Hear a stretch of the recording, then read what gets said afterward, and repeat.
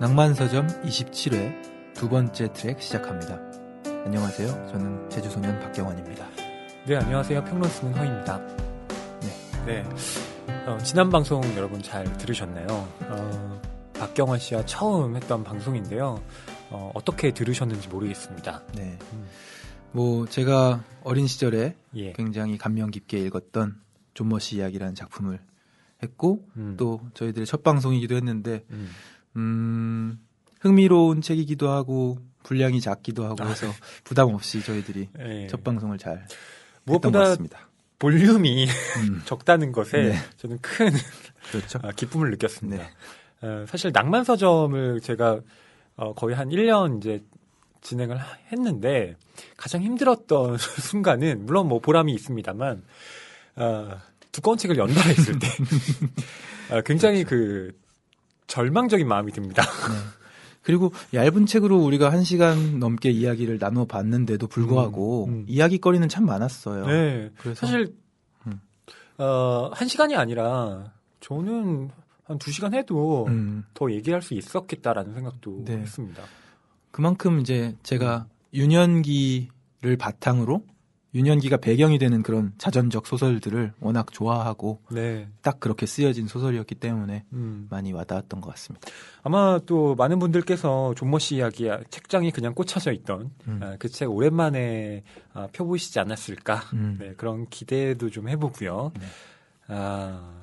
그에 대한 또 여러 가지 이야기들 여러분들 해주시면 어떨까 싶습니다. 네. 원래 저희가 오프닝 때 팟캐스트에 달린 댓글들 소개해드리잖아요. 네.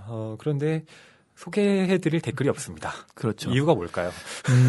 저희들은 일명 저희들의 직업은 이렇게 정의할 수 있겠죠. 프리랜서. 그래서 네. 다양한 일들을 하고 있죠. 네, 저도 그렇고 허희 씨도 그렇고. 그러니까 프리랜서라는 게 네. 백수를 포장하는 말이 될 수도 있고. 찔리네요. 그런데 네. 제가 여기 오면서 뿌듯한 생각을 했어요. 광화문이잖아요, 이곳이. 네. 지금 교보문고 사옥이지 않습니까? 예. 이쪽으로 그러니까 프리랜서의 정의를 이렇게 한번 내려봤습니다. 다양한 곳으로 출근하는 사람, 다양한 곳으로 다양한 시각을. 네. 그래서 2주에 한 번씩 이렇게 교보문고 사옥으로 출근을 하게 됐다는 것이 저에게 뿌듯함으로 다가왔고요. 네. 방금 말씀드린 것처럼 2주에 한 번씩 오기 때문에 2번의 방송을 녹음을 하는 거죠. 저희들은. 네. 예. 저희가 모여서 아침부터 오후까지 녹음을 네. 합니다. 그러니까 존 머시 이야기를 방금 전에 그렇죠. 네. 식사를 방금 존 머시 이야기를 가지고 1시간 반 정도 이야기를 나누고 식사를 하고 돌아와서 지금 이제 두 번째 책을 들어가려고 준비하고 있습니다. 그렇습니다. 네. 그렇기 때문에 여러분, 네. 저희가 소개해드리고 싶어도 댓글이 네. 달리지 않아요. 아직은 방송이 공개가 되지 않은 그렇습니다. 시점입니다. 그래도 저희가 댓글 열심히 소개해드릴 테니까요. 또 많이 달아주세요. 네. 또 낭만서점에서 야심차게라는 말을 제가 늘 강조하고 있는데요. 청취자 여러분과 함께 읽는 책 소개. 네. 네, 이번 코너도 이번 방송에서는 불가피하게 생략되게 됐습니다. 그러니까 쉽게 여러분들이 생각하실 수 있는 건 코너가 격주로 돌아간다. 그렇게 생각하시면 되겠습니다. 네. 예, 그리고 또 여러분께 공지해드릴 사항이 한 가지가 있는데요. 저희가 두 번째 트랙에서 신간 소개를 해드렸었죠. 그 신간 소개를 할 때 정연 작가님이 외국 소설 그리고 제가 한국 소설 이렇게 소개를 해드렸는데요. 그 코너를 좀 개편해서요. 제가 한국 소설과 외국 소설 가리지 않고 2권 내지 3권 정도를 여러분께 소개해드리고요. 또 박경환 씨는 꼭 소설이 아니더라도 이 책이 괜찮았다라든가 읽어보고 싶다라는 그런 다양한 책들을 장르에 국한받지 않고 네. 한 2억 원 정도 네. 소개를 해드리는 것으로 네. 바꾸려고 합니다. 그렇군요. 지금 이제 과도기적인 상황이고 다음번에 그렇게 진행을 그렇습니다. 하는 거죠. 예, 그래서 오늘은 저희가 신간은 한 권 함께 이야기를 나눌 책 한 권을 준비했고요. 그렇게 신간 소개는 앞으로 다음 방송에서 바뀌어서 진행이 된다는 것 말씀드리려고 합니다. 책이 가득한 그리고 소설을 사랑하는 책방. 이곳은 낭만 서점입니다.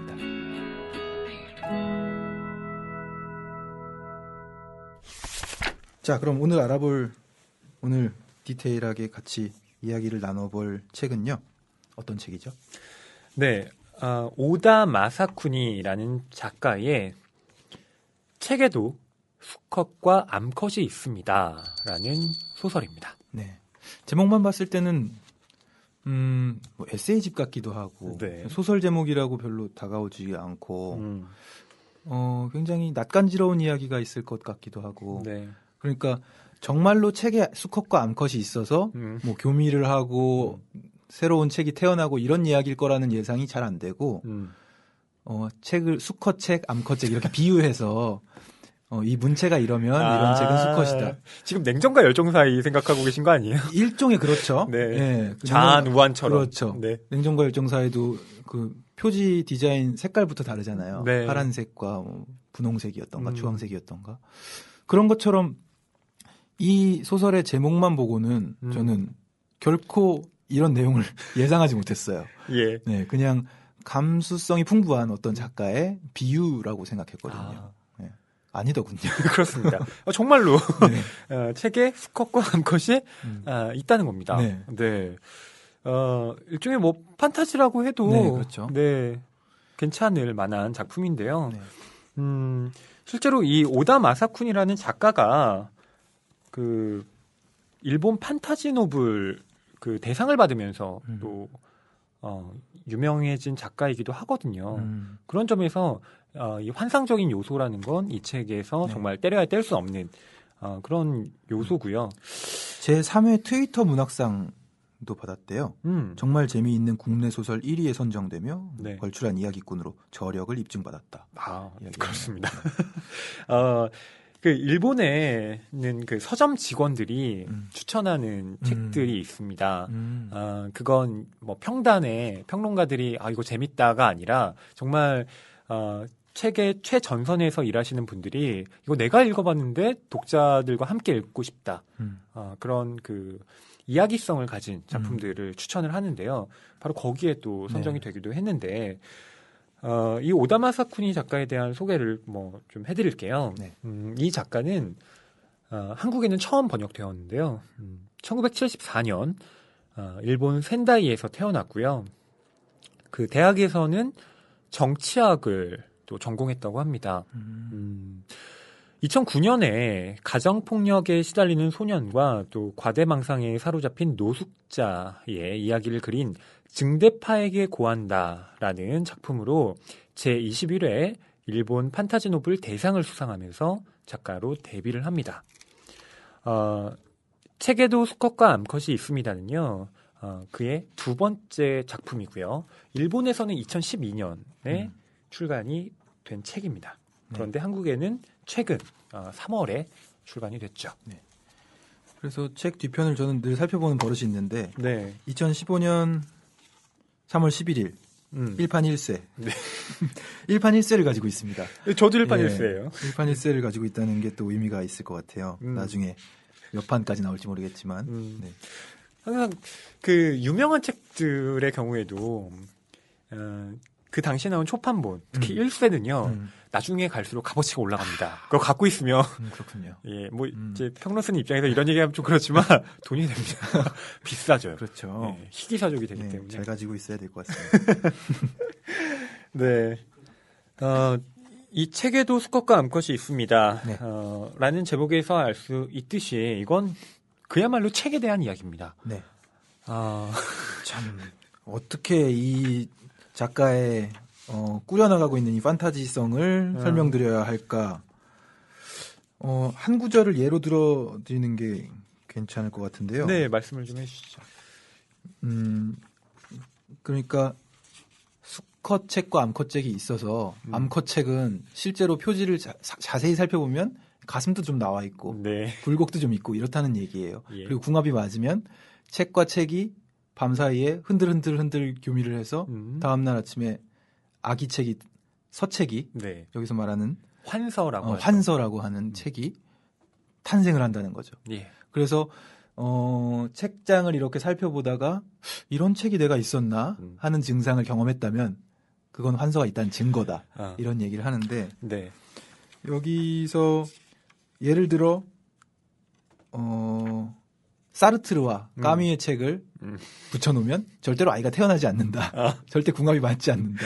사이가 나빴으니까. 사이가 나쁘니까. 네. 뭐 그런 얘기들을 하고 있습니다. 여기 처음에 펼치자마자 이런 구절이 나오는데요. 박경환 씨의 말에 보충을 해서 들어보시면 좋을 듯 싶습니다.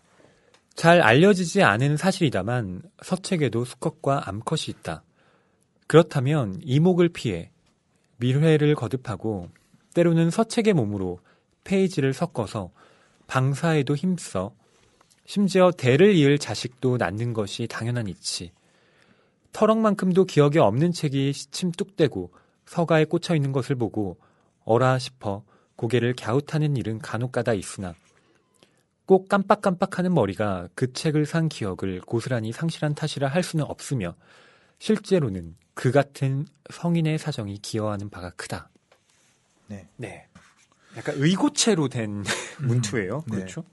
그러면 이 환서가 어떤 특징을 가지고 있는지 어떤 날뛰임을 하는지 소개해드리면 좋을까 싶습니다.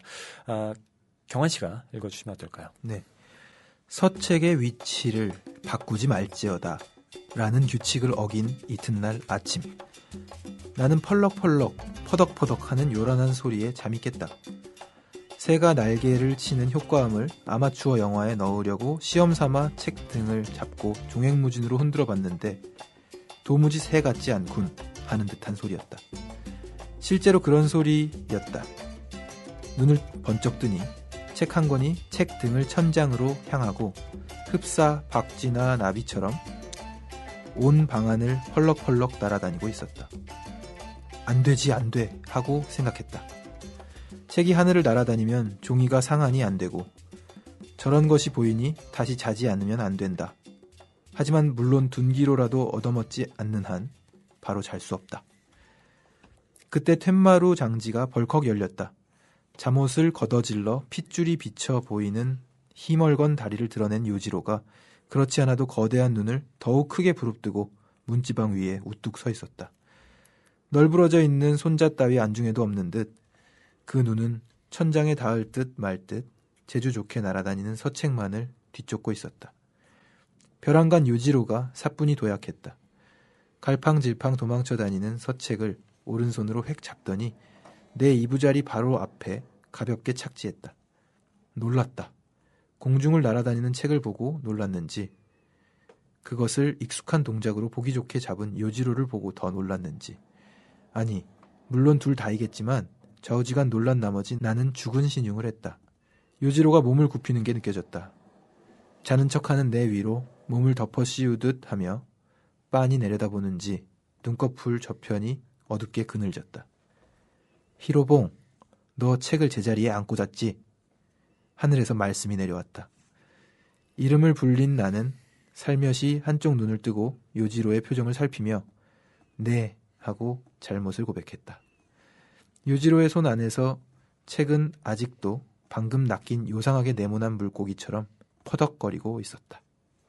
그리고 이게 책이 시작하고 나서 과연 무슨 얘기를 누구한테 하고 있는 건가 여기서 얘기는 해주고 있는데요. 그 자체가 잘 감이 잡히지 않는데 일단은 외조부 내 외조부 그러니까 너에게는 외증조부에 대한 이야기를 시작하겠다 이렇게 하면서 얘기를 하고 있거든요. 그러니까 아빠가 아들한테 들려주고 있는 이야기고 들려주는 이야기의 소재는 자신의 외할아버지에 대한 이야기 그 커플에 대한 이야기 그렇습니다. 외할아버지 부부에 대한 이야기를 하고 있는 것이죠. 네. 그래서 읽다 보면 이거 처음에 너무 복잡하지 않나? 뭐 이런 생각도 좀 얼핏 들기도 하고요. 그럴 수밖에 없는 이유가 외할아버지에 대한 이야기를 하려고 한다고 하면서 그 집에 책이 많고 책과 책 사이에서 책이 태어나고 이런 이야기들을 받아들일 수 없는 이야기들을 일단 자기 마음대로 막 전개해 나가는데 그 외할아버지인 요지로죠. 네. 주인공과도 같은데 요지로라는 분이 뭐 하시는 분인지도 잘 감이 잡히지 않은 채로 그분의 뭐 학창 시절로 돌아가서 얘기를 시작하고 학창 시절에서의 뭐 스토리들 어떤 사쿠리라는 인물을 룸메이트로 만나게 되어서 아웅다웅하는 이야기들 그리고 그 사쿠리를 통해서 지금의 외할머니인 돌아가셨지만 네. 미키를 만나는 이야기들 그런 이야기들이 전개가 되는데 그냥 뭐 따라오라는 대로 따라갑니다. 처음에는 책을 쭉 읽으면서 네. 그리고 그렇게 읽는 과정 속에서는 이게 뭐 중요한가 싶은 이야기들을 아주 장황하게 펼쳐요. 네. 그리고 계속해서 개그를 치고 있어요. 그래서 그 언어유에 가까운 네. 개그죠. 네, 개그를 정말 친다고 표현하고 싶은데 계속해서 하는 그 개그들이 옛날에 MBC 개그 프로가 지금 거의 없어졌잖아요. 예. MBC 개그 프로에서 굉장히 그 팟캐스트니까 좀 자유롭게 얘기해도 네, 된다는 말씀하시죠. 전제하에 좀 네. 재미없는 개그를 많이 했었어요. 아. 기억을 하시는지 모르겠는데 네.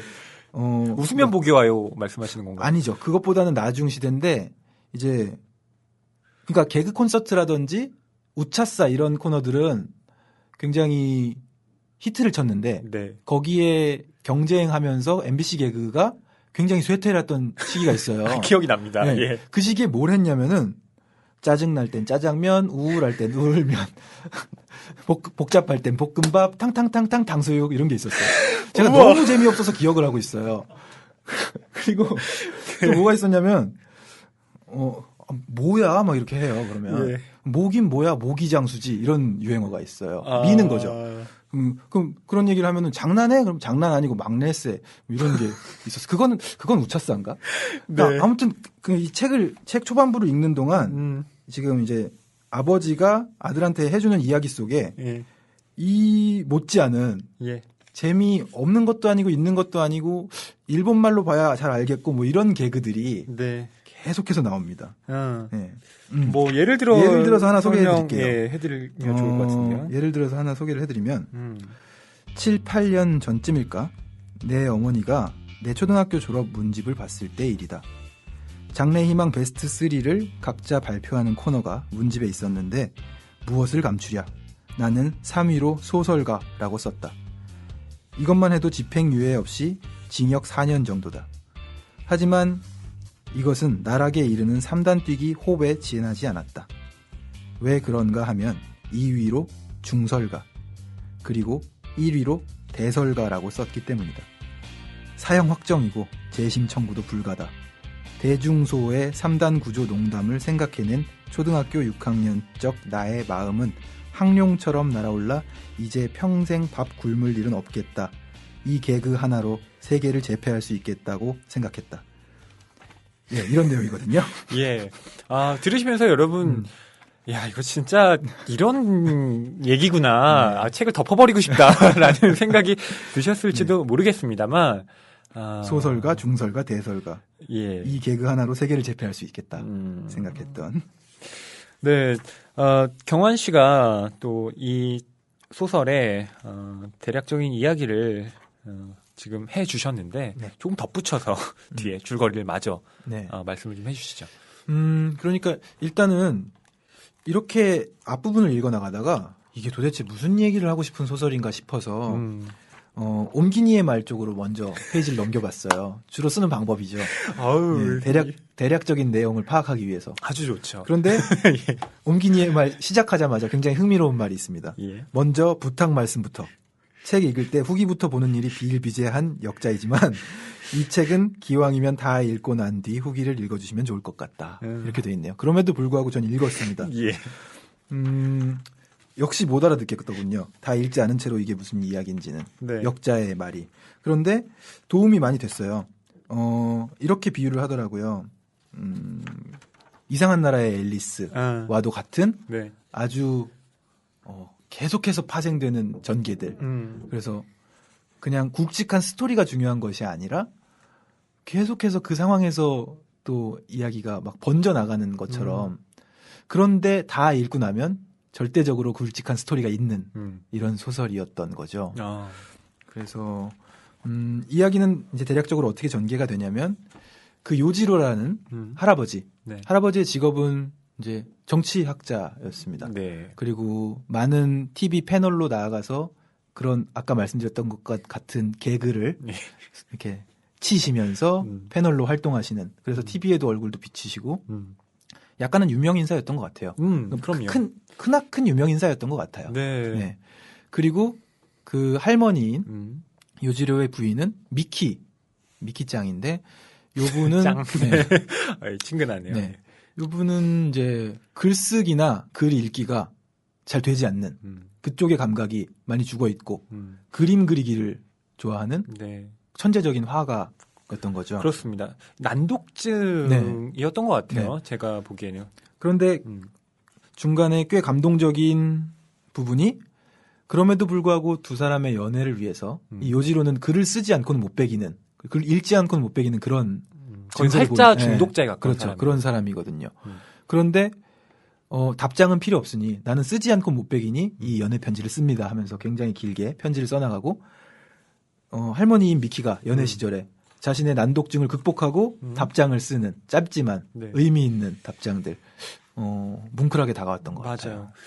저는 이 요지로와 미키가 그러니까 노년에 서로를 계속해서 이 사랑하는 모습, 특히 요지로가 미키를 위해서 책을 낭독해 주는 그 장면이 정말 감동이더라고요. 예, 뭉클하죠. 네. 그런 경우가 있잖아요. 그러니까 누군가에게 이렇게 책을 읽어줄 때 그것은 대부분 드라마나 영화에 보면 아버지나 어머니가 이 침대에 누운 자식들에게 자기 전에 동화를 읽어주는 것으로 다 마무리가 됩니다만 누군가가 이렇게 책을 읽어준다는 건 사실 뭐랄까요? 사실 대단히 수고로운 일이거든요. 근데 아내를 위해서 이렇게 헌신이라고 할까요? 그러면서도 바로 그러한 어떤 행위에서 즐거움을 느꼈기 때문에 또 낭독을 해준 것이겠죠. 그렇죠. 일단은 읽지 않고 못 베기는 사람이기 때문에 전혀 부담 갖지 말라고 하면서 이제 그런 활동들을 해나가는데, 이 요지로와 미키가 만나게 된 데에는 요지로의 숙적인, 아까 잠시 언급된 숙적이면서 앙숙이면서 고등학교 룸메이트였던 네. 사쿠리, 예. 또 가메야마 긴고라고 예. 하죠. 재벌집 아들이에요. 그렇죠. 네, 그렇죠. 그런데 이 다메야마 긴코라는 이 인물이 미키라는 이 여성을 먼저 만나게 된 겁니다. 예. 그리고 그 만남에서 뭐 말도 안 되는 말장난을 하다가 미키가 프로펠러라는, 당연히 프로펠러잖아요. 단어가 네. 프로펠러라고 말해야 되는데 포로필레라고 발음을 한 모양이에요. 그런데 이 가메야마 긴코는 혹시 프로펠러를 얘기하는 거 아니세요? 이런 식의 질문이 들어갔겠죠. 아니요, 포로필레요. 이렇게 우기게 되는 거죠. 네. 근데 그걸 절대로 이길 수 없어서 그 충격에 휩싸여서 이 다메야마 긴코, 사쿠리라는 네. 이 인물이 딸꾹질을 시작하게 되는데, 그렇습니다.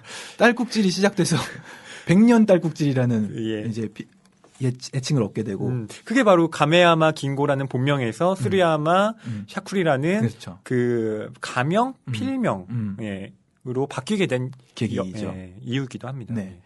그래서 어디선가 딸꾹질 소리가 들려오면 이 사쿠리가 나타난 거죠. 어쨌든 그 포로필레의 충격에 휩싸여서 이 사쿠리가 행방불명이 되고, 예. 이 행방불명된 사쿠리를 찾기 위해서 도대체 사쿠리를 포로필레라는 그 충격에 휩싸이게 만든 그 여인은 어디 있는가 해서 요지로와 그 친구들이 이 포로필레라고 말한 미키를 찾아서 나서게 되고, 미키 찾아갔더니 이제 또 대면을 하게 되는 건데, 소문으로 들었던 대로 보통 내기가 아닌 거죠, 이 미키가. 그렇죠.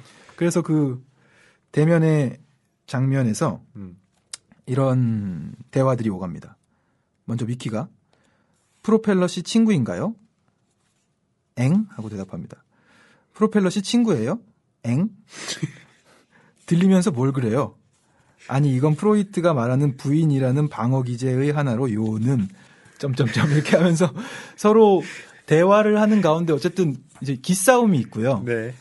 이렇게 요는 하면서 자꾸 요지로가 뭔가를 요약해서 말하려는 입버릇이 있는 거예요. 예. 그런데 이 일명 프로펠러 미키 이 여인이 요하지 말랬지 자식아 이렇게 나오는 거죠. 그렇죠. 요를 못하게 하는 거예요. 그러니까 말이 턱 막힙니다. 요지로가. 맞아요. 평생 동안 요만 해왔는데 요는 하면서 말을 해야 되는데 요컨대 뭐 네, 이렇게 요컨대, 시작해야 되는 거죠. 이를테면 이런 말을 하고 싶은 거죠. 이 사람은. 근데 전형적인 문어체 말투. 그렇죠. 예, 또 지식인들이 네. 하고 싶어하는 그 습관 중에 하나거든요. 네. 근데 요 하지 말랬지 자식아가 나와서 호흡 곤란에 이르러요. 요지로가. 요를 안 하고 말을 시작하는 방법을 모르는 거예요. 그래서 말문이 막혔고 아 듣던 대로 엄청난 사람이구나 하면서 이제 두 사람이 사랑에 빠지게 되는 겁니다. 되게 희한한 계기로 사랑에 빠져요. 그렇죠. 그렇죠? 그 백년 딸꾹질, 그러니까 이 수리야마 샤쿠리가 딸꾹질을 시작하게 되는 이런 장면도 사실은 책에도 수컷과 암컷이 있다라는 이 첫 구절과 더불어 굉장히 이 소설이 환상적이구나라는 그리고 현실과는 뭔가 좀 다르다라는 인상을 많이 주더라고요. 네. 네. 이 백년 딸꾹질이라는 사람이 딸꾹질은 100년 동안 딸꾹질하면 죽어요. 그렇죠?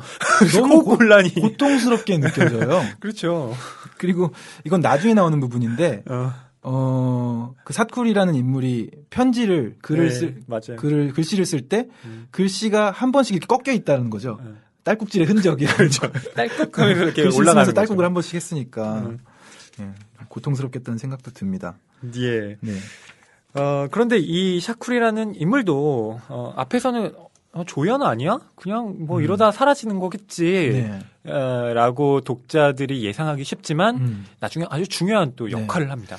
이 사쿠리라는 인물에 대해서 이 소설을 다 뛰어넘어서 마지막에 든 제 감정을 일종의 스포일러처럼 말씀을 살짝 드리자면 예. 굉장히 공포 영화 있죠. 그 소우. 네. 소우라는 공포 영화가 있잖아요. 있죠. 가면을 쓴 전능자가 있잖아요. 네. 사쿠리가 마치 그 사람처럼 다가오더군요. 책을 다 읽은 후에는. 예. 그 비디오 카메라에서 네. 가면 쓰고 나타나서 네. 계속 그렇죠. 다른 사람들을 은밀하게 조종하게 하죠. 그러니까 그것을 시키지 않고 계속 어떤 모든 판을 다 짜놓는. 네. 너무 섬뜩합니다. 더 이상 말씀드리면 큰 스포일러가 되기 때문에 네, 결론에 대해서는 뭐 함구하겠지만 하던 얘기로 다시 돌아가서 얘기를 해보면 예. 이제 두 사람의 러브레터가 굉장히 감동적이기도 하고 뭉클한데요. 일단 요지로가 미키에게 쓴 편지입니다. 그리고 답장은 절대 쓰지 마십시오. 다음에 만날 때 직접 여쭙겠습니다. 실은 잠이 영 오지 않아서 그런 때면 글을 쓰곤 하기 때문에 심심풀이로 펜을 든 것뿐입니다. 밤에 편지를 쓰면 안 된다고들 하는데 왜 그런지 아침엔 쓸 생각이 안 납니다. 햇빛 아래 흥이 나지 않는다고 할지 너른 세상에 술렁거리는 게 느껴져 조그만 종이를 노려보고 있는 게 바보 같아진다고 할지 하지만 밤이 되면 세계가 조용히 작아져 제 주위로 모여들고 저를 제 안에 가두어 생각을 한다든지 글을 쓰게 합니다. 물론 밤에 썼을 경우 아침에 다시 읽어보면 안 됩니다. 눈 뜨고 볼 게 아닌 것 같아서 결국 찢어버리니까요. 하지만 밤에만 쓸 수 있는 글이 있는 것도 사실이거든요. 그러니 다 쓰면 바로 풀로 봉해서 내일 아침 딱 눈 감고 우체통에 넣으렵니다. 네. 낭만이 있기도 하고 또 여전히 개그가 살아있기도 하고. 그럼요. 네. 사실 그 낭만이라는 건 또 무조건 진지에서만 생기는 건 아닌 것 같아요. 그러니까 어느 정도의 그 가벼움과 무거움이 그렇죠. 공존하면서 낭만이라는 것을 만들어내지 않나 싶어요. 네. 그러니까 몸에 힘이 어느 정도 빠진 상태에서 느낄 수 있고 네. 만들어질 수 있는. 그렇습니다. 그 요지로가 뭐 이러한 편지를 썼다면 미키도 또 서툴게 답장을 하거든요. 네. 저는 이렇게 그 뭐 달필은 아니지만 또 마음을 담아서 쓴 편지가 참 좋더라고요. 좀 읽어드릴게요. 답장을 쓰지 말라고 하셨지만 어쩐지 빌린 돈을 안 갚는 것 같아서 불안하니 서툴게나마 펜을 듭니다. 소크라테스 말씀인데 부당한 재판으로 독약을 마시고 죽었다고 도덕 시간에 배운 것 같아요. 책을 쓰지 않았다는 것까지는 몰랐지만요. 그런데 읽고 쓰기에 탐닉하는 인간이 방관자에 불과하다는 말씀은 글쎄요, 어떨까요? 저는 읽고 쓰기를 잘하는 사람이 늘 부러운데요. 책방 앞을 지날 때면 보물산을 앞에 두고 발길을 돌리는 것 같아서 매번 가슴이 죄어드는 느낌입니다. 역사의 이름을 남긴다는 것에 관해선 저도 종종 생각하는데 생각하면 생각할수록 정말로 중요한 일은 아니다 싶습니다. 남든 남지 않든 진짜는 진짜고 가짜는 가짜이기 때문이에요. 이건 속이려야 속일 수 없는 진실이랍니다. 저는 그림을 그려 출세하고 싶은 사람이지만 영원히 남을 졸작과 내일 당장이라도 불타 없어질 걸작 중 어느 쪽을 그리고 싶으냐고 묻는다면 주저없이 한순간에 걸작을 선택할 거예요. 저는 예술이란 곧 그런 것이라고 믿습니다. 그림은 워낙 손실되기 쉬운 것이라 특히 그렇게 느낀다는 생각은 하지만요. 그러고 보니 이런 이야기를 들은 적이 있어요. 아주 먼 별에서 망원경으로 지구를 보면 오래된 옛날 빛이 가서 닿기 때문에 지금은 이미 없는 걸작을 볼 수 있다고요. 뿐만 아니라 자꾸 멀어지면 영원히 그 그림을 볼 수 있대요. 재밌죠? 그럼 또. 네. 네. 미키가 요지로에게 쓴 답장. 그렇습니다. 이 일본어는 이 히라가나로만 그 글을 쓰지 않거든요. 네. 네, 한자를 이렇게 섞어서 씁니다. 네. 그런데 그 미키가 또 글을 잘 쓰지 못하기 때문에 거의 한자를 넣지 않고 히라가나로만 이 글을 쓴 건데 요지로는 여기에 대해서 또 감동했다고 하죠. 사실 이 안에 젊은 아가씨가 쓴 이 편지 안에 네. 그 예술에 그렇죠. 대한 네. 정의도 나와 있고요.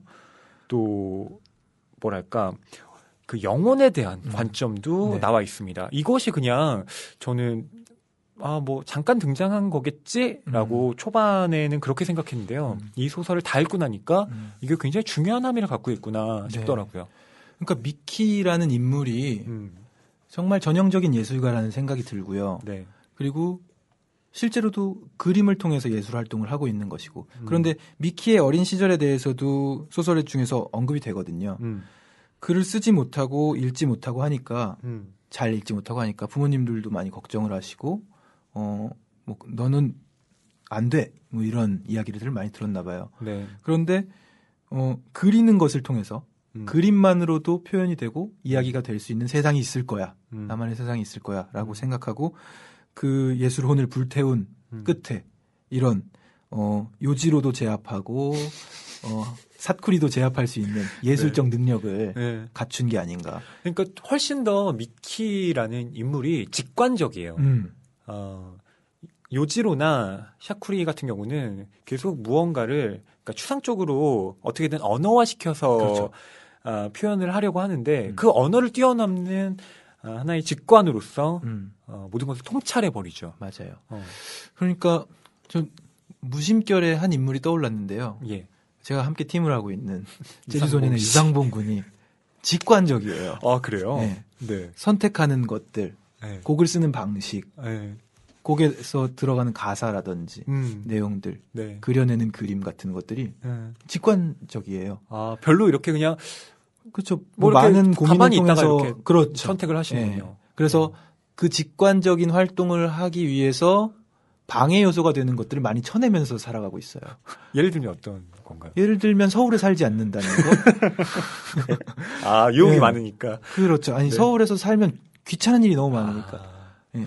그냥 본인 스스로가 울릉도를 가겠다는 걸 적절히 이제 안배해서 그냥 이제 귀촌 생활을 하고 있는데 저도 가끔 가고 그래서 좋거든요. 네.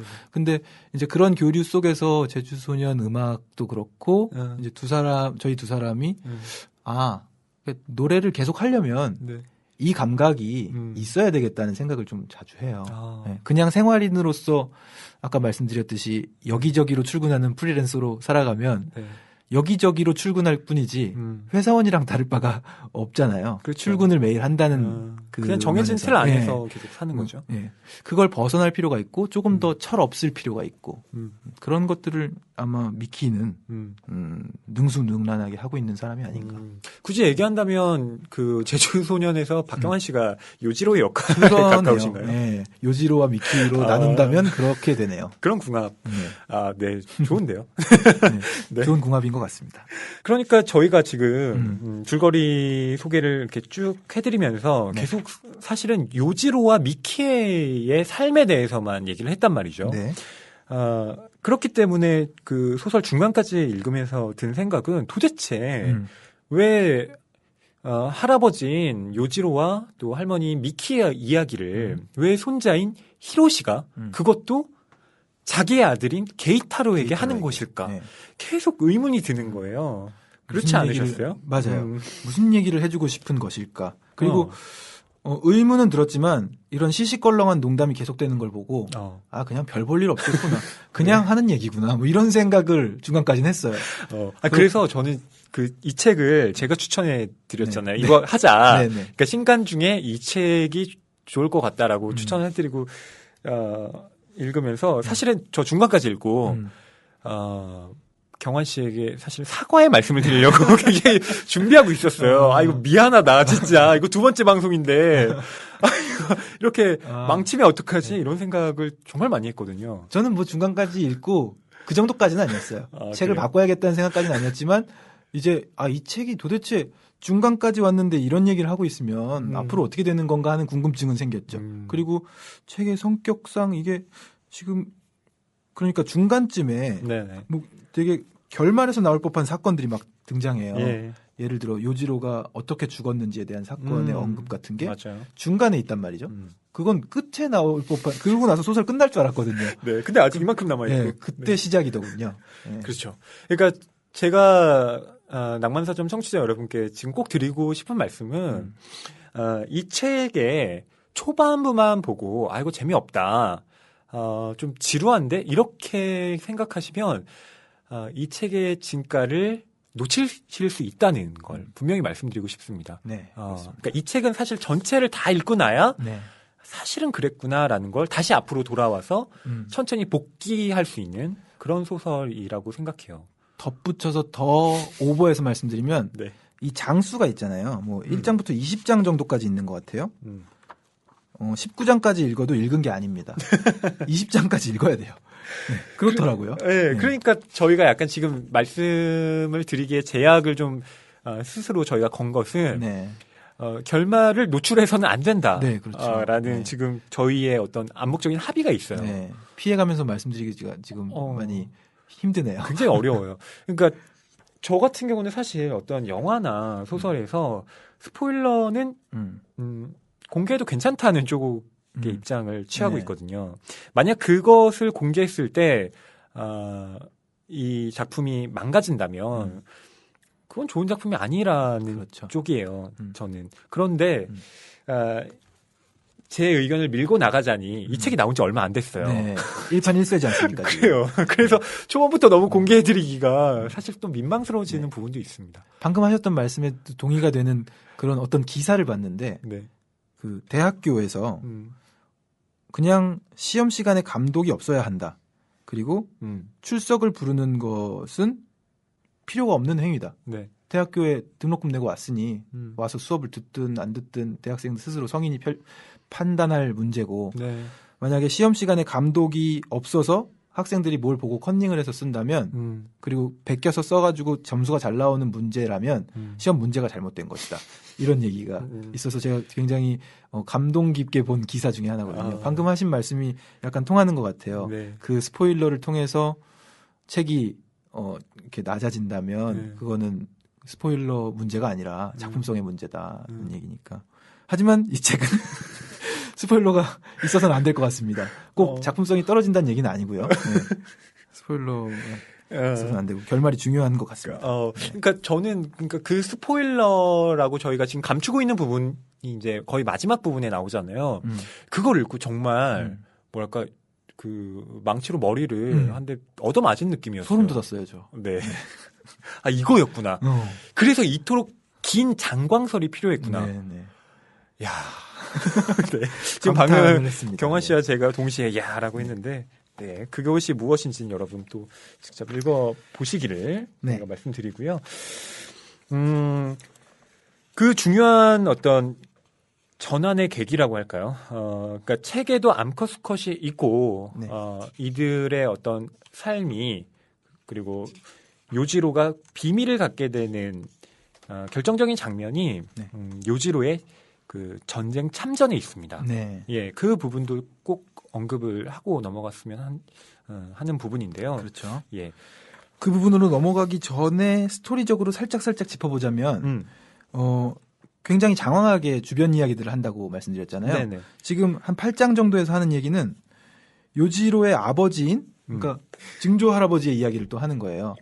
그러니까 그 후카이 가문이라고 하는데 이제 후카이 할아버지 그리고 시즈라는 증조 할머니 이 부부고 이 후카이라는 분은 굉장히 인기 없는 소설을 썼고 하지만 돈은 굉장히 많았고 후카이 가문이 이렇게까지 큰 저택에 살 수 있게 한 장본인인데 마지막에 이렇게 정리가 됩니다.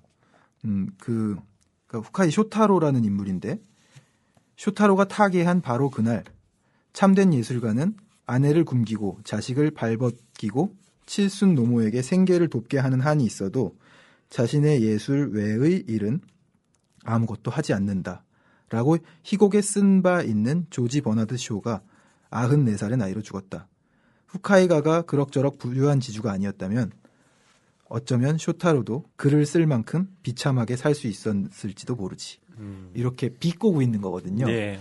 그러니까 이 후카이라는 인물이 아내와 결혼을 하게 된 것도 자신이 냈던 굉장히 인기 없는 소설에 유일하게 팬레터를 보낸 여학생 그분과 사귀게 되고 결혼을 하게 돼서 요지로라는 인물을 6남매 중에 둘째로 낳게 되는 거죠.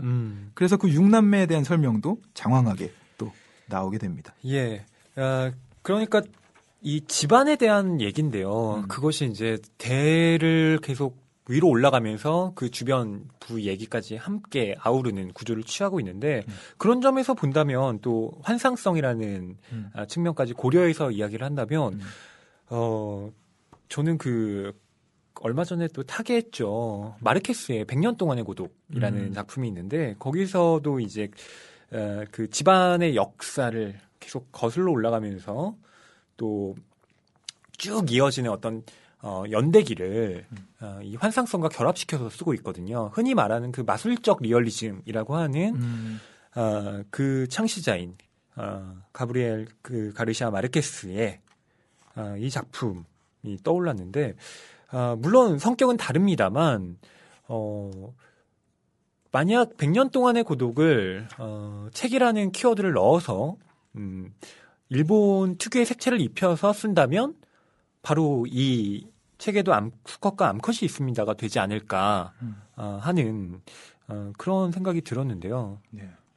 그만큼 그 겹의 서사들이 이 역사를 통해서 계속 기입되어 있습니다. 자, 이 외가 식구들에 대한 이야기들도 또 나오고 아까 말했던 더 거슬러 올라. 그러니까 식구에 대한 설명을 장황하게 해요. 네네. 그래서 그 식구에 대한 설명들이 방금 말씀하신 작품에서도 그렇고 큰 삼촌은 일단 유이치로라는 인물로 정치가입니다. 그리고 이모인 아스코는 미키 우리가 계속 얘기했던 미키를 닮은 화가예요.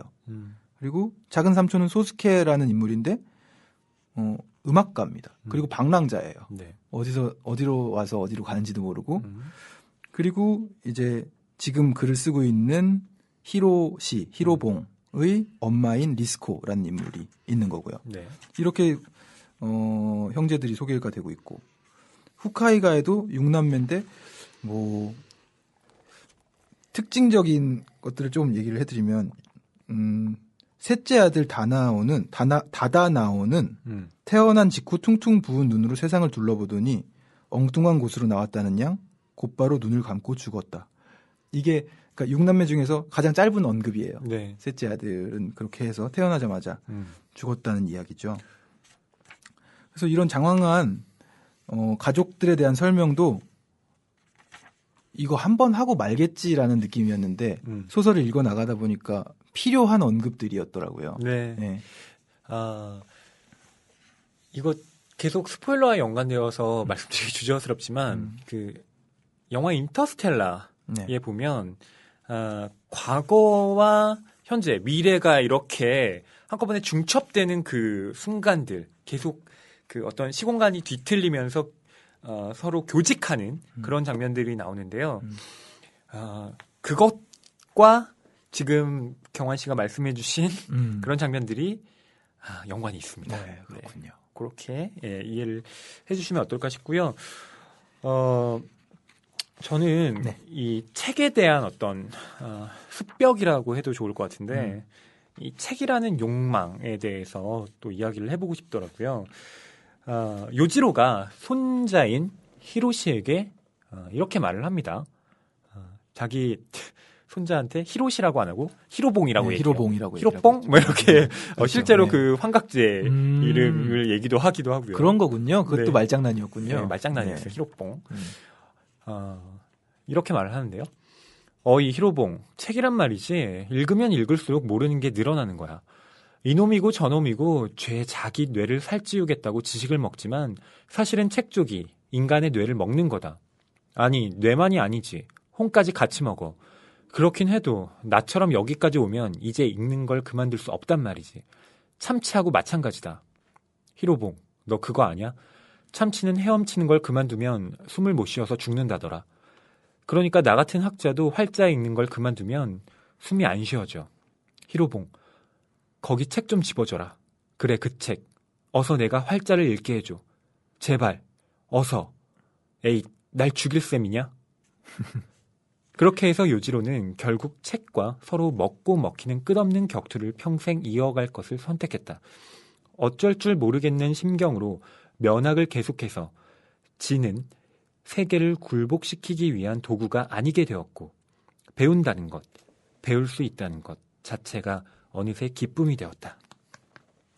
네, 네. 이런 장면. 저는 솔직히 말하면 음. 이 요지로의 마음을 어느 정도 이해할 수 있겠더라고요. 특히 어떤 부분이냐면 내가 뇌를 살찌우는 게 아니라 사실은 책 쪽이 인간의 뇌를 먹는 걸지도 그렇죠. 모르겠다. 네. 이 부분에서 네. 약간 무릎을 쳤습니다. 발상의 전환이기도 하면서 네. 따져보면 맞는 말인 거죠. 네. 저희 집에 계속 책이 증식하고 있어요. 무슨 아무래도 그렇겠어요, 정말. 네.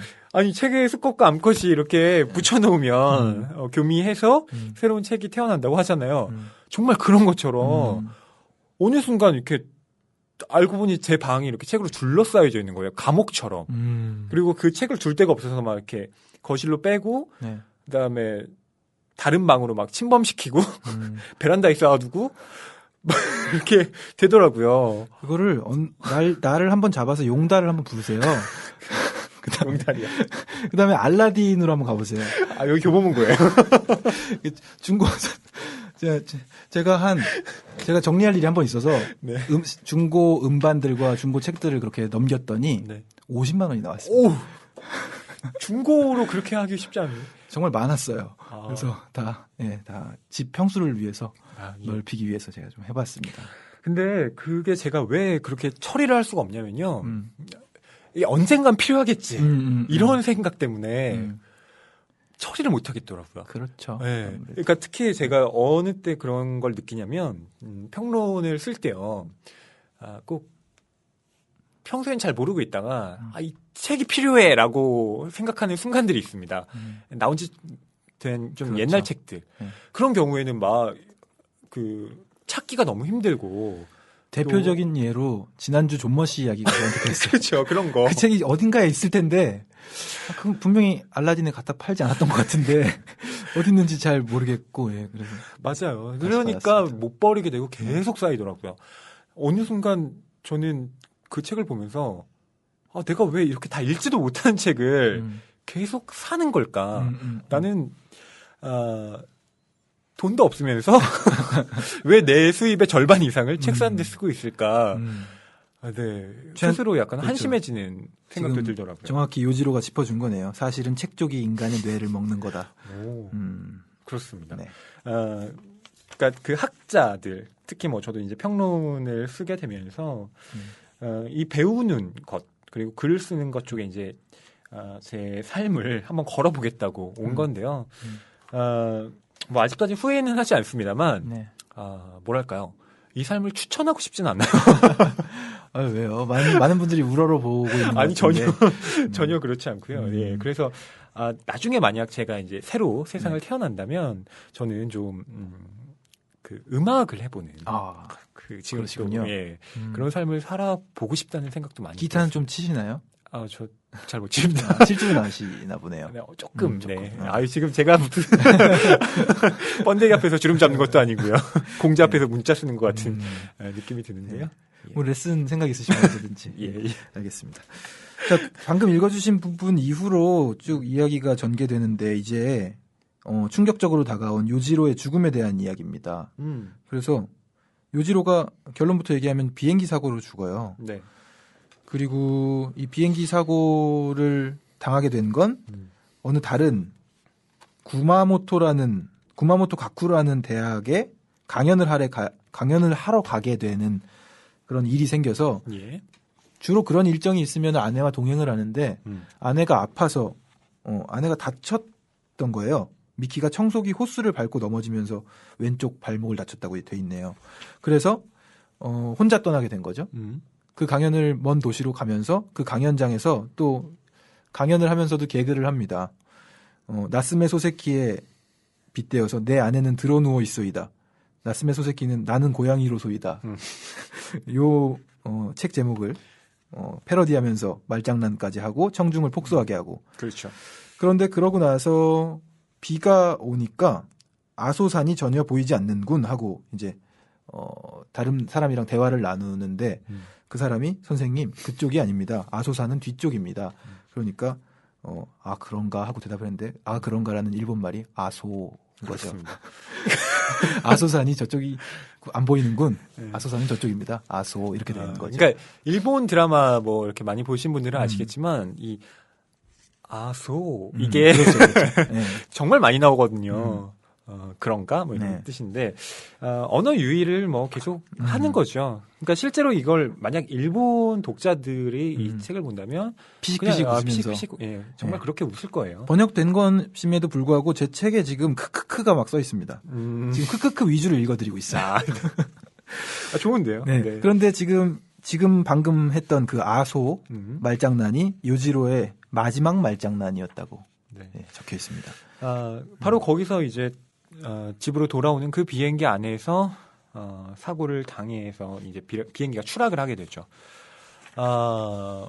그리고 요지로는 죽음을 맞게 됩니다. 비행기 안에서요.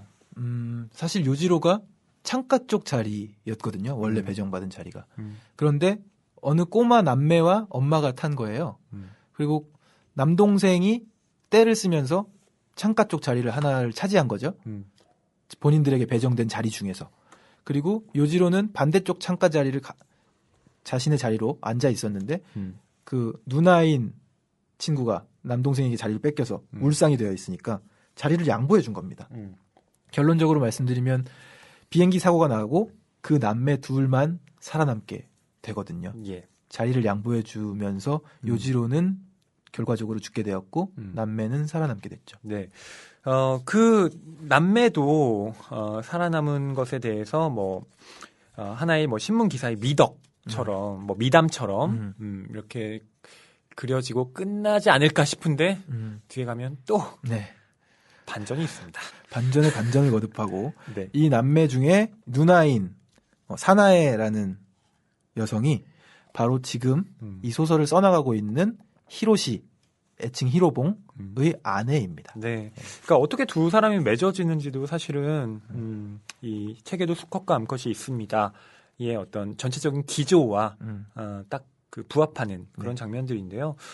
뭐 요지로의 죽음 이후로 제가 특히 강조하고 싶은 부분은 이 요지로라는 어떻게 보면 시시껄렁한 농담을 하는 정치학자가 어떤 비밀을 간직하고 있었던 사람이었는가, 그리고 그 비밀을 어떻게 갖게 되었는가 하는 장면이 나오는 바로 전쟁 시기의 네. 그 한 상황입니다. 그렇죠. 그러니까 소설이 갑자기 지금 11장에서 12장으로 넘어갈 때 다시 옛날로 돌아가요. 네. 그래서 좀 의아했어요. 갑자기 옛날 얘기로 돌아가네. 그러니까 딱 소설 중간이거든요. 이게 책을 딱 폈을 때 균형을 잘 잡아서 딱 피면 딱 중간이에요. 네. 이 중간까지의 반토막짜리 내용에서 지금 끝난 것처럼 주인공이 죽어버리면서 이야기가 끝날 법한데 이제 새로운 이야기가 소급되면서 네. 옛날 이야기들을 하면서 근데 모르고 있었던 사실들이 밝혀지면서 원래 그 좋은 소설들의 경우에는 네. 정말 플롯을 맞아요. 치밀하게 짜잖아요. 그러니까 이렇게 시간 순서대로 플롯을 짜는 건 사실 굉장히 초보적인 거고 그렇죠. 좀 나 소설 좀 쓴다라고 하는 작가들은 대부분 그 과거와 현재를 계속 병행하면서 그 시간 관계를 역전시키면서 쓰기도 하는데 그 절묘한 플롯이 들어맞았기 때문에 이 소설을 계속해서 그 수수께끼를 풀어 나가듯이 독자로 하여금 몰입하게 만드는 거죠. 해변의 카프카 이런 작품들도 그랬던 것 같고 네. 개미도 그랬던 것 같아요. 그렇죠. 그러니까 우리가 알고 있는 좋은 소설들은 그리고 재미있었던 소설들은 그리고 대부분의 추리 소설들은 그런 플롯의 묘미를 간직하고 있는 작품들이죠. 이 소설에서는 농담 따먹기만 해서 그런 걸 안 할 줄 알았는데 다 합니다. 하고 있습니다. 네. 요지로가 네. 원래 도쿄 제국대학 학생이에요.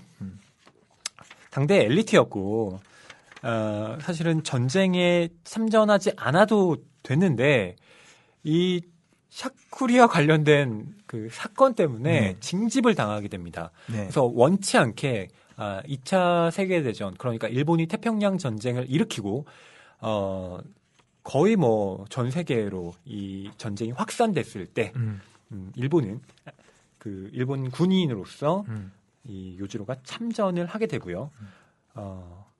보르네오 섬으로 가게 됩니다. 네. 그 보르네오 섬이 소설 초반에도 좀 등장을 언급이 되고 있는 부분이기도 하고 바로 지금 이 판타지의 중심인 환서의 그렇습니다. 발원지라고도 할 수 있는 환서를 잠재울 수 있는 도장 뭐죠? 인이었나요? 네, 그 뭐 도장이라고 그 도장. 할 수 있죠. 그 도장이 보르네오 섬에 있는 코끼리의 상아로 네, 만들어졌다고 하죠. 네, 그런 이야기들이 나오고요. 사실은 그 전쟁에 대해서 특히 그 일본인의 입장에서 그러니까 일본 작가가 전쟁을 그려낸다라고 하는 건 사실 굉장히 어려운 일이에요. 부담스러운 그렇죠. 일이죠. 그러니까 자기 나라의 어떤 사실은 그렇게 좋지 못한 그리고 부끄러운 역사기도 하잖아요. 그런 면에서 이걸 어떻게 다뤄야 하는가에 대해서 여러 가지 고민들이 많았을 텐데 저는 이 소설이 그 돌파하고 있는 방식, 그러니까 역사를 어떻게 이 작가가 다른 방식으로 직조해내는가도 이 소설이 가진 그 의미 중에 하나가 아닌가 싶더라고요. 그러니까 단순히 책에 대한 이야기가 아니라 그 책 안에 기입된 인간들의 역사에 대해서 그리고 인간들의 삶에 대해서 가장 비극적인 순간과 맞닥뜨려서 가장 환상적인 장면을 창출해내는 그런 방식으로 이 소설을 써나가는 것을 보고 이거 괜찮구나. 그렇구나. 나의 선택이 틀리지 않았구나를 이 부분부터 제가 확신하게 됐습니다. 이 의미 있는 작업들이 이제 뒷부분에서 이루어지는 그렇죠. 부분이에요. 역사적인 것도 맞물리면서 이야기하고자 하는 바도 네. 그리고 환상을 통해서 나오고 실제로 일본 군인들이 여기에 와서 엄청난 그 죽음, 공포에 직면하게 되고요. 실제로 많은 군인들이 죽고요. 예. 그러니까 아까 잠시 말씀드렸던 옴기니의 말에도 이 두 가지 힌트가 있더라고요. 실제로 있었던 사건이었다. 네. 예. 비행기 추락 사고의 실제 모델이 있다. 소위 JAL기 추락 사고. 1985년 8월 승객과 승무원 524명을 태우고 하네다 공항을 이륙해 이타미 공항을 향해 날아가던 일본 항공 123 보잉 747기가 추락해 520명이 사망한 사고다. 실제 사고에서도 이상 발생에서 추락까지 30여 분간 시간이 있었기 때문에 승객들이 유서를 남겨서 사고 현장에서 발견되기도 했대요. 네네. 이 소설 속에서도 요지로를 비롯한 승객들의 유서가 발견되는 것으로 이야기가 나오잖아요. 네. 네. 그런 점에서 이제 단순히 환상적인 상상만으로 써낸 소설이 아니라 일정한 자료를 바탕으로 그것을 만들어낸 작품이라는 것 네. 말씀드릴 수 있겠고요. 아무튼 이 전쟁 상황 속에서 요지로는 죽을 고비를 맞게 되고요. 거기서 경이로운 체험을 하게 됩니다. 네. 이게 꿈인지 뭐 환상인지 실제인지 너무 굉장히 길어져요. 그 환상이 내용이 네. 또. 그리고 그 내용은 어디에 적혀 있는 거냐면 일기장을 이제 요지로가 늘 썼는데 넘버 19가 있습니다. 네. 그리고 넘버 20이 있어요.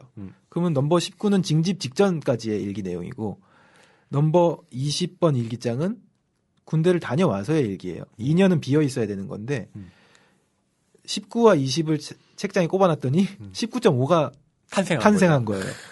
그러니까 숨기고 싶었던 일기가 19.5를 통해서 폭로된 거고 그 내용이 굉장히 장황하게 담겨 있는데 방금 말씀하신 환상인지 꿈인지 하는 장면들이 19.5에 서술되어 있죠. 조금 보충해서 말씀드린다면 이 책에도 수컷과 암컷이 있습니다에 저희가 중요한 키워드 중에 하나가 환서라고 말씀드렸잖아요. 어떤 책과 어떤 책 사이에서 새로운 책이 탄생을 하게 되는데 그 책은 계속 날아가려고 합니다. 그렇기 때문에 그 책을 잠재우려고 그리고 봉인하기 위해서 요지로는 코끼리의 상아로 만든 도장을 자신의 이름을 새겨서 찍습니다. 네. 그런데 그것이 왜 시작되었는가가 사실은 그 전쟁 장면에 담겨 있고요. 그렇죠. 네. 그리고 나서 또 그 환서에 왜 요지로 뿐만 아니라 아내인 미키의 이름까지 몰래 그 도장으로 만들어서 또 환서에 책을 그 도장을 찍는가 그러한 것도 이 뒤부터 서술이 되기 시작하죠. 네. 그러니까 이 뒤부터의 스토리는 굉장히 스피드하게 전개가 되는 것 같다고 제가 느낀 건 벼락치기를 해서는 안 되지만 제가 거의 반 이상을 하루에 다 읽었어요. 네. 나머지 부분들은 이제 계속 농담을 하고 있군 하면서 반 정도는 그렇게 한 토막 한 토막 읽어 나갔고 마지막 반 정도를 한 번에 읽어 나가다 보니까 근데 그렇게 한 번에 읽기에 부담이 안 될 정도로 이야기가 계속해서 다음이 궁금하게 만들어지는 그런 이야기들이 계속됩니다. 생각보다 치밀하게 직조돼 있어요. 아주 치밀해요. 그러니까 아까도 말씀드렸던 것처럼 그 형제들의 이야기가 하나하나 다 있다고 했잖아요. 그 형제들 중에서 중요하게 여기에 등장하는 형제가 있어요. 그러니까 지금 말하고 있는 요지로의 동생이죠. 히데노리라는 막내 아들인데 이 히데노리라는 막내는 이 가족들 중에서 형제 중에서 자원해가지고 비행사를 했던 전쟁 중에 비행사를 했던 인물이에요. 그런데 자신의 이상에 의해서 그리고 나라의 목숨을 바친다는 그런 애국적인 마음도 가지고 했지만 결국 자신이 죽을 수밖에 없다는 것을 알고 마지막이 장렬하게 어떻게 되냐면 히데노리는 그냥 대기권 밖으로 자신의 비행기를 몰아서 지금 요지로가 상상하기로는 그냥 지구 밖에서 빙글빙글 돌고 있을 것이다. 결코 죽었다고 말하지 않고. 그런데 지금 우리가 얘기하고자 하는 19.5에서 언급이 되는 이 환상 속에서 바로 히데노리가 등장을 하는 거죠. 그래서 히데노리가 굉장히 중요한 역할들을 하고 이런저런 것들을 보여주고 이런 장면들이 계속됩니다. 네. 이 환서의 특징, 그러니까 이 새로 태어나는 책들에 도대체 어떤 비밀이 숨겨져 있는가에 대해서도 말씀을 드려야 할 것 같은데요. 단순히 어떤 책과 책을 짜깁기 해서 이 책이 태어나는 게 아니라요. 약간 예언서적인 성격을 띠고 있습니다. 물론 그 내용이 상충될 수도 있고 여러 환서들이 나타나기 때문에 그 내용이 뒤죽박죽일 수 있지만 분명히 미래의 어떤 일을 예견하고 있다는 것. 그 예로 하나를 들어드리면 책에서도 설명을 하고 있는 건데 바로 독일의 히틀러죠. 나치들이 히틀러가 이 환서 수집가였다. 그렇죠. 그래서 환서를 보유하고 있었고 미래를 알 수 있었고 그렇기 때문에 자신을 암살하려는 음모에서 계속해서 도망칠 수 있었다는 이야기가 나오죠. 그렇죠. 실제로 히틀러를 암살하려고 하는 역사적인 사건들이 있었고요. 네. 그거에 관해서 또 영화로도 만들어졌고요. 그런데 히틀러는 끝까지 살아남죠. 물론 마지막엔 자살을 합니다만. 그 수수께끼잖아요, 사실은. 아이, 그렇죠. 그래도 한 번쯤은 어떻게든 성공할 수 있지 않을까? 근데 어떻게 저렇게 다 피하지? 그러게요. 그러니까 이 오다 마사쿠니가 보기엔 어쩌면 거기서 아이디어를 얻어서 또 이런 판타지를 또 만들어냈을 수도 있겠네요. 네. 그러니까 판타지라는 그 환상 문학이라는 것이 저는 그런 것 같더라고요. 단순히 이 세계와는 완전히 다른 세계의 시공간을 창조해서 어떤 사건을 만들어낼 수도 있지만 현실 속에서 정말 그 인간관계로만은 잘 설명되지 않는 부분들이 있잖아요. 이거 분명히 현실인데 정말 현실이라고 말하기에는 너무나 그 환상적이야. 그리고 이건 그렇게 과학적으로 말하지 못해. 네. 라고 하는 빈 여백들을 이런 작가의 상상을 그렇죠. 통해서 새롭게 써냈을 때 그 독자들에게 가져다주는 리얼리티가 훨씬 더 큰 것 같더라고요. 제가 굉장히 좋아하는 판타지적인 요소 중에 장면인데 해리포터 있잖아요. 예. 해리포터가 뭐 전반적으로 다 판타지인데 네. 가장 인상 깊고 저를 흥분하게 만들었던 건 호그와트로 가는 기차역이 9와 2분의 1인가 그렇거든요. 네. 그렇죠. 그러면은 그 벽을 향해서 아무 망설임 없이 두려움 없이 돌진해야 되는. 예. 그리고 정말 돌진했을 때 호그와트로 출발을 하게 되잖아요. 근데 또 조금 뭐 의심을 품었는지 모르겠지만 벽에 부딪혀서 못 들어가는 애도 있고요. 네. 저는 그런 장치나 그런 판타지적인 요소가 동심이 남아있는지 모르겠는데 너무 좋더라고요. 네. 이 책에도 그런 부분들이 많이 있어서 읽는 내내 흥분됐습니다. 예. 그러니까 저는 이게 단순히 너무 허황되다라고 말할 수 없는 것들이 가령 그 한국의 어떤 설화들을 봐도요. 그 호랑이가 나오고 막 이런 것들이 전혀 그 당대의 삶과 연관이 없지 않거든요. 그러니까 그 옛날에는 정말로 호랑이가 말을 하고 뭐 산신령이 나타나고 귀신이 나오고 귀신과 뭐 결혼하고 이런 것들이 실제라고 믿었던 거예요. 귀신이랑 결혼은 좀 무섭다. 그게 김시습의 작품들 보면 그렇죠. 금오신화에 나오잖아요. 그렇죠. 네. 어딘가 나왔던 것 같아요. 네. 우리가 많이 배웠던 배추도사, 무도사. 아니 그런 데안 나오나요? 그거는 저 아니 거기도 나오긴 하죠. 네. 좀 문학적으로 얘기를 한다면 네. 그 이생교장전이라든가 예, 이런 작품들 네, 많이 뭐 나타나는데요. 여하튼 그런 식의 환상이 정말 그 당시 사람들이 환상처럼 받아들였을까? 이건 현실과 다른 거야라고 했을까? 전 아니라고 생각해요. 그거야말로 현실의 일부 혹은 또 다른 현실이라고 생각하지 않았을까라고 봅니다. 그렇군요. 네. 환상 문학이 일상생활과 많이 밀접해 있네요.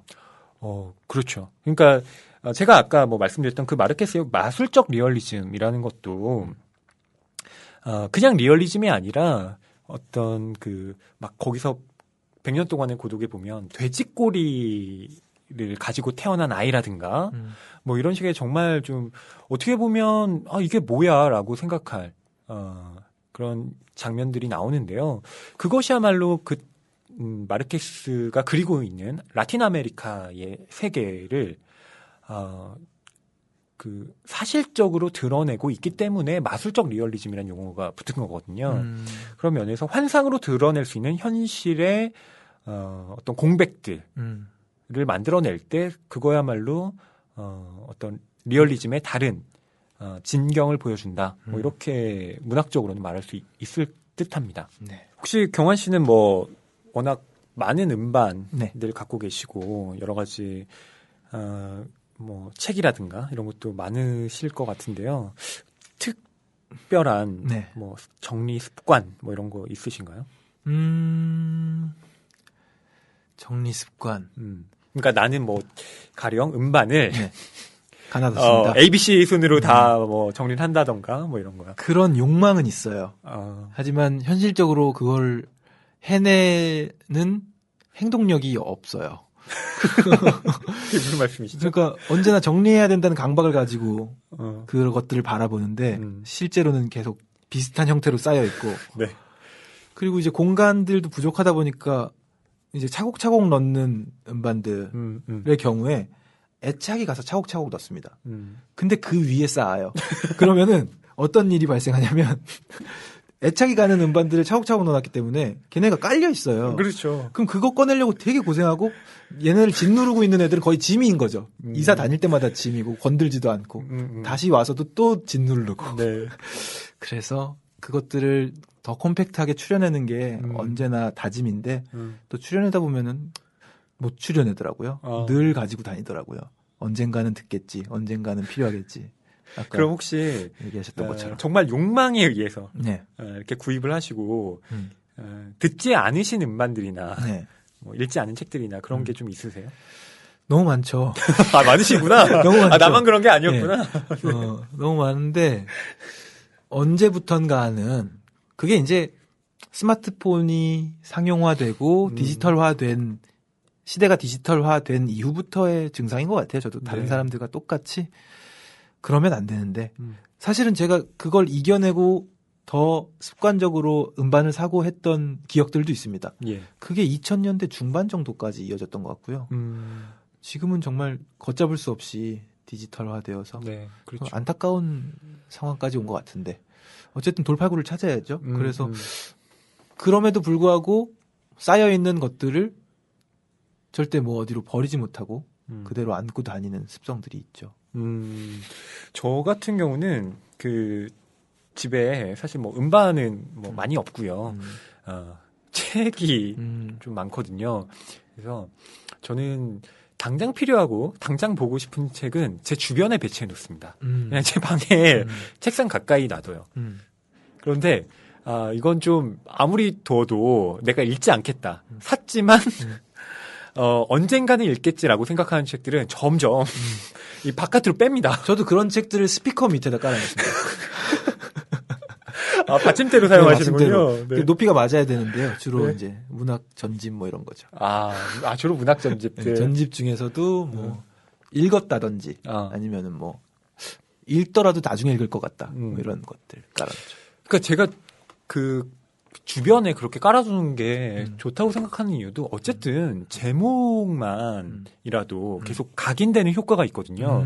제가 아까부터 계속 마술적 리얼리즘이니 100년 동안의 고독 말씀드렸잖아요. 네, 그게 제 그 컴퓨터 모니터 밑에 깔려 있습니다. 모니터 높이가 낮아서 밑에 그걸로 이렇게 받쳐놨거든요. 근데 항상 무의식적으로 보는 거예요. 모니터를 켜려면 봐야 보니까 되는. 이게 뭐였지? 내용을 상기하다 보니까 시험 이런 볼 때 때 나오더라고요. 배고 자면은 머릿속에 들어간다는 것과는 좀 다르지만 그건 거짓말이죠. 전혀 머릿속에 안 들어갑니다. 그리고 이 환서에 대해서 네. 저는 경환 씨한테 좀 궁금했던 건 네. 만약에 음악에도 그런 게 있다면 그러니까 어떤 음악과 음악을 뭐 샘플링하는 경우도 있고요. 멋있는 발상이시네요. 그러네요, 정말. 네, 어떨까 싶었어요. 제가 최근에도 이제 교류를 가지고 있는 그 유재하 음악경연대회 출신의 후배예요. 네. 근데 많이 알려지진 않았는데 유하라는 음악가인데요. 그 친구가 레디오헤드라는 밴드를 굉장히 좋아해요. 크립. 네. 네. 크립도 있고 뭐 수많은 앨범들을 발표했지만 근데 라디오헤드 4집까지를 좋아한대요.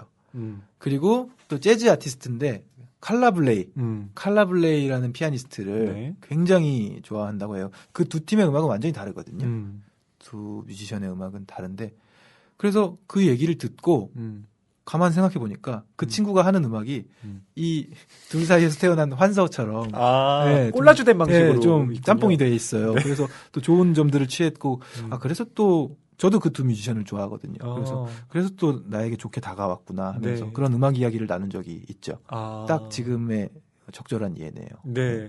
그러니까 저는 이 환서라는 것, 그리고 사실은 저라는 사람의 어떤 글쓰기도 사실은 제가 지금까지 읽고 뭐 참조하고 배웠던 수많은 책들의 조합 속에서 태어난 그냥 환서라는 생각이 드는 거예요. 그렇군요. 네. 맞아요. 사실 작가들이 글을 쓸 때도 그렇게 그렇죠. 그렇게 그러니까 어떤 태어나잖아요. 영향력이 분명히 존재하는 거죠. 그러니까 나의 글에는 내가 뭐 확신할 수는 없지만 내 글에 부모가 있고 그리고 나에게 영향을 끼쳤던 내 글의 친구들이 있고 이런 식의 패턴이라고 할까요? 그것이 뭐 문학이라든가 음악에도 역시 마찬가지로 또 존재하는 게 아닌가 싶기도 하고요. 맞습니다. 곡을 쓰려고 한다든지 뭐 가사를 쓰려고 해도 조상님이 있어야 돼요. 그렇죠. 계보라는 게 맞아요. 존재를 하니까요. 네.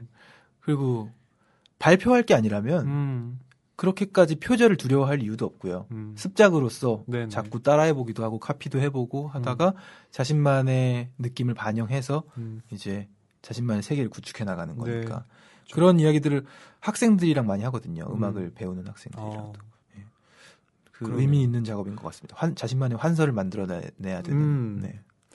그 작가들의 경우에는 습작 시절에 필사를 많이 하고요. 그러니까 다른 작가의 좋은 작품들을 손으로 하나하나 쓰면서 옮겨 적는군요. 그렇죠. 그러니까 그 작가의 어떤 문체와 그 작가의 사유 패턴을 자기 몸에 체화시키는 거죠. 그런데 똑같이 나오는 것이 아니라 내 몸에 리듬이 있기 때문에 그 작가의 리듬과 내 리듬이 새롭게 조합해내는 새로운 방식의 책들이 나타나고요. 그런 것들을 이 평론을 하면서 종종 발견하게 되는 경우가 있어요. 어떤 이 작가는 분명히 이걸 저 읽었다. 작가를 많이 좋아했을 거다. 네, 그런 식의 느낌도 나타나고요. 근데 전혀 다른 경우도 있더라고요. 그러니까 그 글에서는 알아채지 못했는데 알고 보니 그 작가와 얘기를 하다 보니까 사실은 뭐 어떤 작가의 작품에 자기는 많은 영향을 받았다라고 밝히는 경우도 있는데 그런 경우에는 전혀 상이한 리듬의 새로운 작품을 탄생시킨 경우라고 할 수도 있겠죠. 그러고 보니 저도 글을 써요. 제주소년 홈페이지에. 네네. 최근에도 글을 썼는데 그 글을 쓰게 한 원동력이 오늘 읽었던 이 책이었어요. 이 책을 읽는 도중에 글을 쓰고 싶어지는 거예요. 자꾸 이런 농담 따먹기 하고 딴 데로 새고 뭐 이런 말투가 네. 한번 표절해보고 싶은 말투였어요. 그래서 그런 식의 글을 썼었죠. 그리고 마지막으로 히로봉께 감사한다고. 히로봉. 네. 요지로와 히로봉에게. 네. 그 마지막으로 경환 씨 이 책을 읽지 않는 분들께 책에도 수컷과 암컷이 있습니다. 뭐라고 추천해 주시겠습니까? 일종의 또 스포일러성 발언일 수 있는데요. 아까 말씀드렸다시피 20장까지 있는데 19장까지 읽어도 읽은 게 아닙니다. 20장까지 읽어야 되고요. 다 읽는 순간 메비우스의 띠를 경험하시게 됩니다. 네. 메비우스의 돌고 띠. 도는. 네. 그래서 굉장히 흥미진진하다고 말씀드리고 싶습니다. 그리고 저는 앞부분조차도 그 시시껄렁한 농담들이 저에게 많은 크크크를 안겨줘서요. 네, 전 좋았어요. 예. 저의 경우에는 그 야구의 격언을 하나 말씀드리고 싶은데요. 끝날 때까지 끝난 게 아니다. 9회 말 끝날 때까지 그렇죠. 절대 네. 끝난 게 아니라는 거. 특히 요즘 야구 경기 보면 그런데요. 여하튼 이 소설을 덮고 나더라도 사실은 끝났다라는 생각이 들지 않게 만드는 네. 소설이라는 것 말씀드리고 싶고요. 또 책에도 수컷과 암컷이 있습니다. 이 얘기를 조금 더 확장시킨다면 책에는 조상과 부모와 자식들이 있다는 것. 형제들도 더불어 친구들도 있다는 것. 즉 책에는 수컷과 암컷뿐만 아니라 거의 모든 관계에 얽혀짐들이 있다는 것. 그러네요. 그걸 말씀드리고 싶습니다. 그러면 조금 여러분 읽고 싶어지시나요? 네. 아무튼 조금은 두껍지만 네. 이 정도는 두꺼운 게 아닌가요? 저에겐 두껍지만 400페이지가 좀 넘죠. 네. 네. 중반 이후로 갔을 때 분명 시간이 있으시다면 한 번에 읽으실 거라고 예상되는 그런 소설입니다. 네. 저희가 오늘 신간 중에 책에도 수컷과 암컷이 있습니다. 오다 마사쿠니, 한국에는 처음 소개된 작가의 책을 해보았는데요. 어떠셨을지 모르겠습니다. 청취 소감 역시 여러분들 많이 댓글로 남겨주시고요. 또 이런 책을 한번 다뤄보면 어떨까? 여러분들의 추천작들도 남겨주시면 저희가 또 보고 이거 함께 이야기 나누면 좋겠다라고 하는 작품들 또 선정해서 골라보겠습니다. 책이 가득한 그리고 소설을 사랑하는 책방, 이곳은 낭만서점입니다.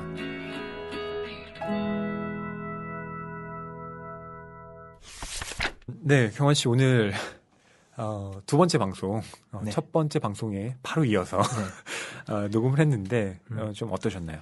첫 번째 방송이 아무래도 제가 선택한 존 머시 이야기라는 소설이었고 이번에는 허희 씨가 네. 추천해주신 책이었는데 일단 분량 면에서의 부담은 있었지만 너무 즐겁게 읽었던 책이었고요. 네. 이야기를 나누면서 또 시간 가는 줄 몰랐던 것 같습니다.